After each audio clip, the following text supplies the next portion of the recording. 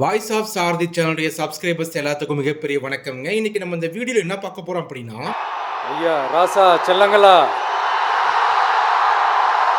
நடிகர் தளபதி விஜய் கோயம்புத்தூர்ல காலை வச்ச உடனேயே அப்படியே கூட்டம் ஃபுல்லா பரவி திரண்டு வந்திருக்காங்க. ரசிகர்கள், தொண்டர்கள், மக்கள், சின்ன சின்ன குழந்தைங்கள, மாணவிகள், மாணவர்கள் எல்லாம் வந்திருக்காங்க. எல்லாருமே அந்த விஷுவலை பார்க்கும்போது இதுவரைக்கும் நமக்கு விவரம் தெரிஞ்ச வரைக்கும் இந்த மாதிரி ஒரு கூட்டம் வந்திருக்கா அப்படிங்கிறது சந்தேகம்தான். ஏன்னா அந்த கூட்டத்தை இன்னைக்கு கொண்டு வந்திருக்காங்க விஜய். ஏன்னா அந்த ஒரு மனுஷனுக்காக மட்டும்தான் இந்த கூட்டம் கூடி வந்திருக்கு.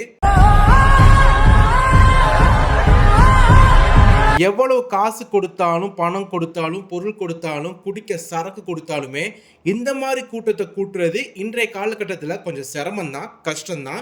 ஆனால் எதையுமே கொடுக்காம இவ்வளோ பெரிய கூட்டம் கோயம்புத்தூரில் வந்து டிராஃபிக் ஆகி அப்படி திண்டாடி போலீஸினால் கட்டுப்படுத்த முடியாமல் இந்த மாதிரி ஒரு சூழ்நிலையில் இருக்குது அப்படின்னா அது வந்து எப்படிப்பட்ட ஒரு பார்வைன்னு பார்த்துக்கங்க.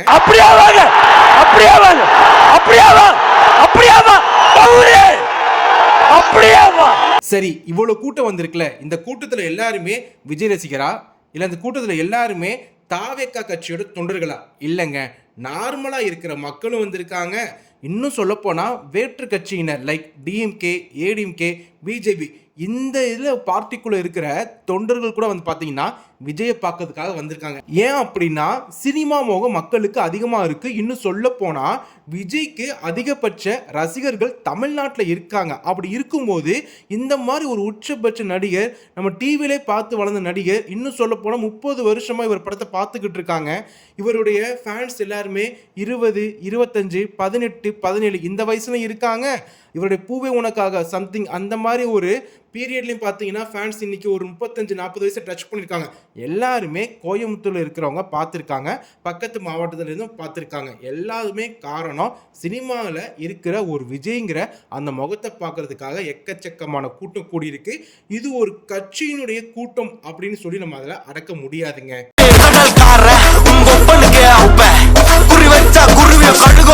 இந்த கூட்டத்தை பார்த்து விஜய் ரசிகரும் தாவேக்கா தொண்டரும் கண்டிப்பா ஆட்சியை பிடிச்சிடலாம் அப்படின்னு நினைச்சாங்கன்னா அது கண்டிப்பா முட்டாள்தனம் தான்.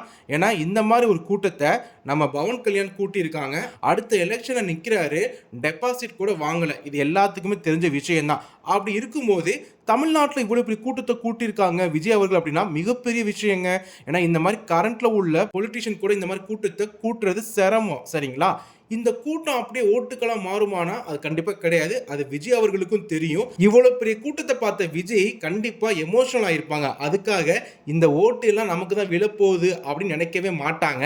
அடுத்த ஸ்டெப் என்ன எடுத்து வைக்க போறாரு, என்ன மாதிரி பிளான் போட்டு இந்த தேர்தலை சந்திக்க போறாரு, அதுதான் எல்லாத்துடைய பார்வையா விஜய் மேல இருக்குங்க. ஒன்றும் பிரச்சனை இல்லை, ஓகே தான், ஜாலியாக தான் இருக்கு. தமிழ்நாட்டு மக்கள் பேசிக்கா ஒரு விசுவாசம் உள்ள ஒரு மனுஷங்க.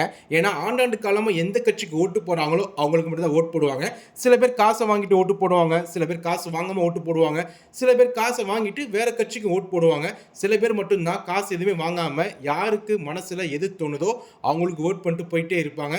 இந்த மாதிரி ஒரு சிச்சுவேஷன்ல களத்துக்கு வந்த விஜய் இந்த அரசியலை எப்படி சந்திப்பாரு, இதில் எப்படி மேலே வரப்போறாரா, கீழே போக போறாரா அப்படின்னு கண்டிப்பாக நம்ம பார்க்க தான் போகிறோம். ஸோ இருந்தாலும் நம்ம சைடில் அவருக்கு கண்டிப்பாக வாழ்த்துக்கள் சொல்லி தான் ஆகணும். இதை பற்றி நீங்கள் என்ன நினைக்கிறீங்களோ கண்டிப்பாக கமெண்ட்டை சொல்லிட்டு போங்க. ஸோ இதெல்லாம் டக்குன்னு தோணுச்சு, பட்னு சொல்லிட்டேன். ஆனால் ஆடியன்ஸ் எல்லாரும் ஒருத்தரை மட்டும் தான் பார்ப்பாங்க. கேள்விப்பட்டிருக்கியா?